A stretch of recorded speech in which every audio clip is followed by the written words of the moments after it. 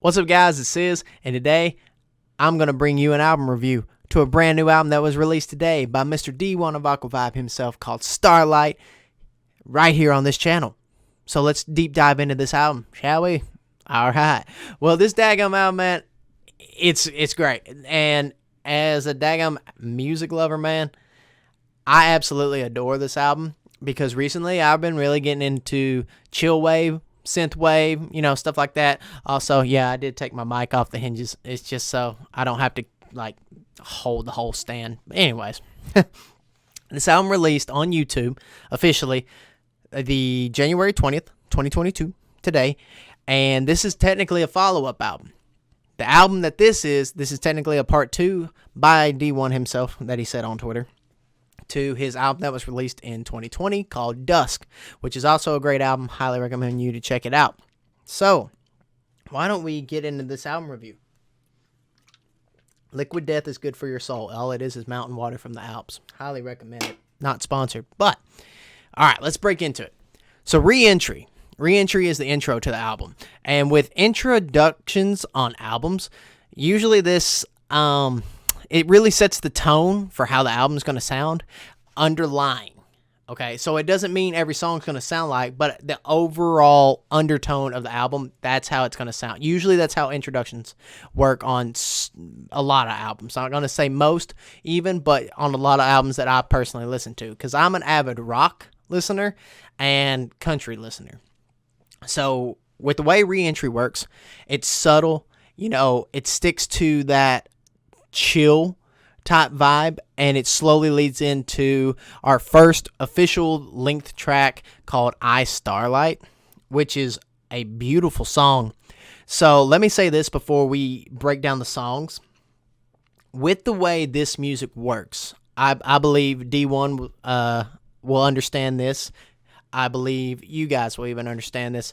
But whenever you are getting into chill wave and synth wave and music like that, when there's no lyrics to comprehend and you're not trying to listen to those lyrics, realistically, you're imagining finally, right? You're imagining what, with all the sounds going on in your head, like with the different beats, with the different scratches and stuff like that on the board that he does, you are set somewhere, right?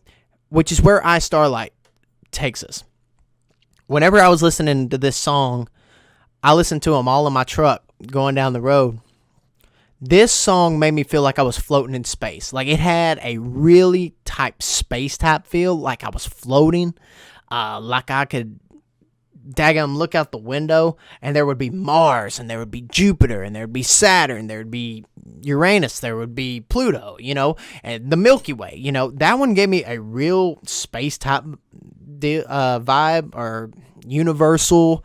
I don't really know how to describe that, but it's crazy because this is an album that whenever I know I sit down with it, whenever it comes out officially on Spotify and stuff, or even tonight whenever I do, the only problem with it right now is that YouTube ads really ruin it. That's why I want it on Spotify, so it flows smoothly and all the way through. So nothing against you, D1. I get it.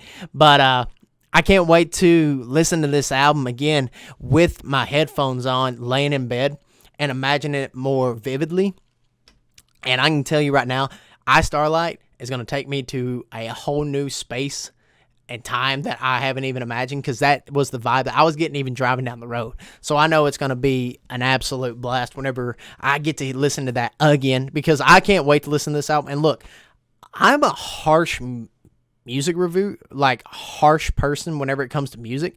This album, believe it or not, is a 10 out of 10 for me, and I'm going to go into more of that at the end of the review, but as of right now, it's a 10 out of 10, and I'll explain why later. Starlite transitions into his next song called Overnight Flight, and this song, believe it or not, it took me on a flight, quote unquote, but it didn't take me on a plane flight. It took me on an elevator flight, actually. The reason why I say that is because it has such a jazzy feel. I can tell that the elements of Overnight Flight really come from a place of jazz. And with the way the subtle beats are, with the with the upper tones and the lower tones on his soundboard that he's doing, it really gives it like I go to a jazz club and they decide to do an electronic night. That's what I'm feeling. Or if I'm in an elevator, you know how it's got elevator jazz music going up and down? I'm listening to that if I was in a space elevator at a space station. I think that's a really cool aspect. And I don't know. It was just crazy. I then transitioned into I'm going to say it now. This was my favorite song off the album, I think. I think this was my favorite song, which is Coming Down for Air. Coming Down for Air, man, like, it was so, oh, man, that's one thing, man. If I was going to do a reaction, I wish I got my reaction of this one while in the truck, man. Like, this song right here was the one that did it for me. It was my absolute favorite. The ending was just, it was immaculate. That's really the only way I know how to describe it, because like really you have a lot of build up in the beginning, and then you get this subtle beat and the scratches that he does on the board and with the soundboards that he does, not do's. It brought me to a comforting place, like a happy place of like, I just sort of lost myself nodding away, to the beats. And realistically, this song, the ending, whenever it finally kicked in, I went from that relaxing, comforting place to like getting into it. Like, man, this is really going hard right now. And then the ending hit, and I was like, oh, I wish there was more. And then we went to Gravity and Empathy, which was a whole new experience, because Gravity and Empathy, with the way that the sounds were emulated, it sounded like a Transformers battle. And that may be weird to say, but that's exactly what it sounded like. It sounded like it was literally a Transformers movie, man. And or even a space battle. It sounded like you were up in space and all these electronic noises just brah, brah, brah, like going crazy. And all I could imagine was a space battle going on, like a new age Star Wars type deal going on with Gravity and Empathy. And I'm trying to take these titles into consideration when listening to these songs going down the road, right?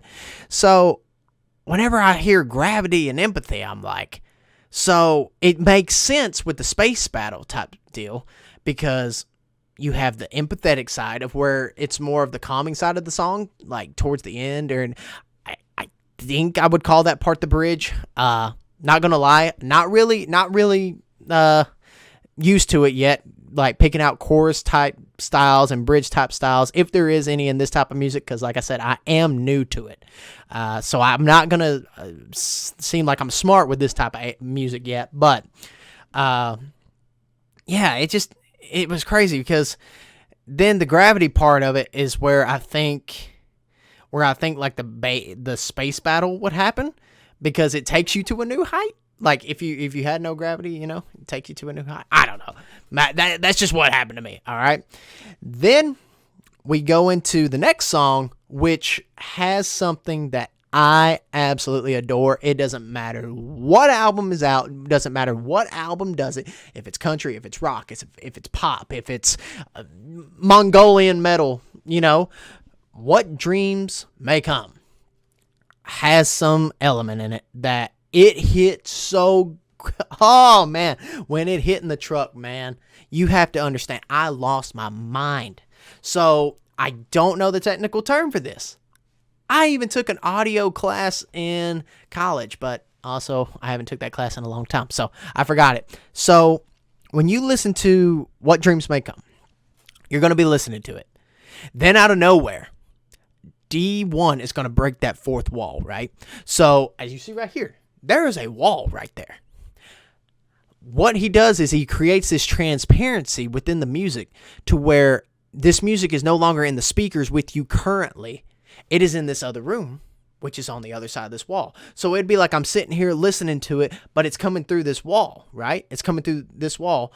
And then out of nowhere, like you hear it start building up. So it's like someone's in this other wall and they're bringing the speaker closer and closer and closer and closer. And then finally they bust through the wall and the sound's right back in your room again. So realistically, D1 broke the fourth wall because it makes you feel like you're in another room and then you're back in your current place, you know.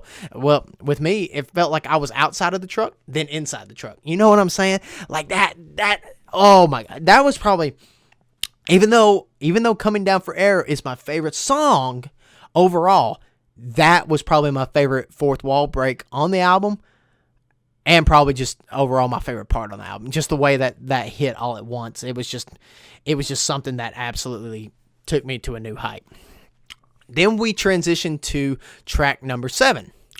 Track number 7, not gonna lie, D1 did a podcast with me. He was on my podcast with me and some my other co-host. We literally talked about music, and I explained how I am an avid Linkin Park fan, and Linkin Park's DJ guy, techno, you know, he does it all. His name is Joe Hahn. And Joe Hahn, I even explained this in the podcast, and if you want to listen to that, just type in Sizzle Hangs With anywhere on Spotify, Apple Music, wherever, and you'll see D1ofAquavibe. You can listen back to that. We talked about how I see so many similarities and connections, and D1's been in music for years, you know, and even he was saying like how cool it was that there was a connection there because he knows Linkin Park. Everybody knows Linkin Park. And Iridescence is actually a track off Linkin Park's album 1,000 Suns, and 1,000 Suns was a really good album, and Iridescence was also the ending song to Transformers 3. So as soon as I saw the word even, I said, okay, is this going to give me Linkin Park vibes? Out of nowhere, the Iridescence of Solitude nails it on the head that it blew my mind so much that it sounded so, just so, I don't want to say it had some similarities, but I'm not going to say it was fully similar because D1 has his own style and so does Joe Hahn, but it gave me that Linkin Park vibe. Like it gave me, if you put out a Linkin Park album and you had that on there, it would fit their style. And everybody know Linkin Park, you know, we had Hybrid Theory, which was a heavy rock album, Meteora, heavy rock, Minutes to Midnight, soft rock, 1,000 Suns, very much techno driven, DJ driven, you know, soundscape, everything. And that's really what this song brought. This song felt like it would even fit in on that album, which hit my heart like instantly. I know it's not personally my favorite because I just have to say Coming Down for Air. I don't know what, I just love that song. But this song really brought it home for me because Chester, believe it or not, little side story, actually 3 or 4 days ago, the very last time they were where I live was 7 years ago. And that was the last show they ever played here, you know? And so, actually hearing this song a couple days later actually made my day really happy because making that comparison in the truck. And then we're going to move on to Venom Black Sky, sorry. I put Venable, but I meant Venom Black. Venom Black Sky gave me the vibe that it was a rainy day. A rainy day, right? And like I could sit on the corner, listen to this song, and whatever pain I was feeling, I could either cry it out or I could be inside and it raining on the window, playing some video games, chilling. Like, almost like I wasn't even, like I was in a spiritual realm, realistically. Like I was just sort of gravitating through life. I was gravitating outside, gravitating inside to chilling. You know, realistically, whenever it comes to that title, it really works. Because Venom Black Sky with the way that I was feeling, it felt like that's where we were, was in the sky. You know, it really does. And I just, that song, I just imagine myself in a place of where if I needed anything to get out, I could get it out, you know, comfortably, you know. And then we move on to the Zero Place. Well, the Zero Place had another amazing fourth wall broken, and that's literally how we start the song. That's what I love about it. We literally start the song that way. It starts out in this room over here, and then D1 just comes in and slaps you across the face with it in here to make the rest of the song. Had a huge middle section. I don't even know what type of section that was, but it was a huge middle section of all sorts of drums and DJ scratches and soundboards. And that, I mean, it was just huge. It was just loud. It was in your face. And that's what I liked about it, because I was like, yes, even though it's called the Zero Place, making you think like, there's, you know, there's Zero Place, not much in here. This song was huge. This song was absolutely just daggum huge, man. And then we got to like, if you would call it a bridge, it was a calm bridge. It really was. It was a pretty calm bridge. Like, there was that calm down. And overall, this song, I think the structure of the song is huge. And I'd be interested to ask D1 which song took him the longest and which one he thinks has the most structure. This, in my mind, had the most structure. Or See You on the Other Side. One of those two. Definitely one of those two, but I feel like this one had the most structure whenever it comes to sound bass, because I mean, this was just all in your face, going left, right, up, down, and then it had the calm, and then it was just an emotional experience. Like, it was an emotional roller coaster. Like, at 1 minute you're calm and you're taking in everything that just happened. Like, it's almost like, you know, it's realistically a song about life, you know. We have these up moments, we have these down moments to where we calm down, then crap hits the fans again, and then we go back down. Like, that's pretty much how I can describe this song. No Longer With Us has an ambient feeling that it's this ambiance that rings throughout the song. It connects with the title. Like, with this ambiance that rings throughout the song, because it's such a simple beat. So, like, what D1 did was he created such an ambiance that with such subtle little scratches on the board that daggum, you really get lost in it. Like, you remember those daggum loved ones, man, that you lost. And I love that. Because right now, I'm dealing with something. I may lose something that's close to me, like a dog, honestly. I may lose my dog pretty soon. And I'm, like, going through the motions right now. And I know friends that they're going through a lot right now. A lot. And I've lost people in my life. And that song, it really makes you think about it. And it takes you a minute to slow down. It's like, I would say this song is the slow down of the album, to where you slow down, deep think, actually, and then, you know, you come to terms with it and you find a peace. You find a peace by the bridge end of the song, you know, and that's why this song was really, it was a hard one, because it really does make you think about the ones that are no longer with you. And then Memory Decoder comes in. And Memory Decoder, I would honestly compare it to New Age rock. I really would. I would compare it to New Age rock. So there's a band that I would say this fits with called Starset. Starset has a lot of this techno, stuff like this that in their music. And Memory Decoder sounds like the introduction of one of their songs, right?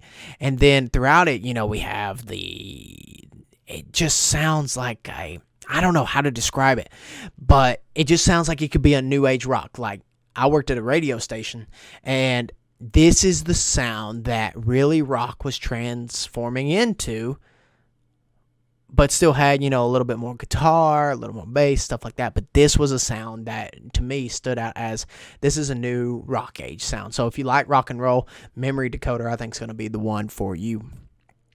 And then A Taste That Sounds Pink. That song starts out and it puts you in the most happiest place you've ever been in your life.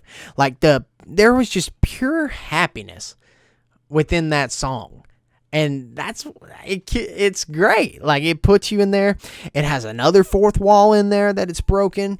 And it just takes you to that place in time where you're happy if you're not happy now. Or it takes you to that place in time where you are right now, but you're imagining, like, maybe the future or what's around you or something like that. A Taste That Sounds Pink, I would say, is the happiest song on the album. Makes you feeling wise. I think it makes you feel the happiest.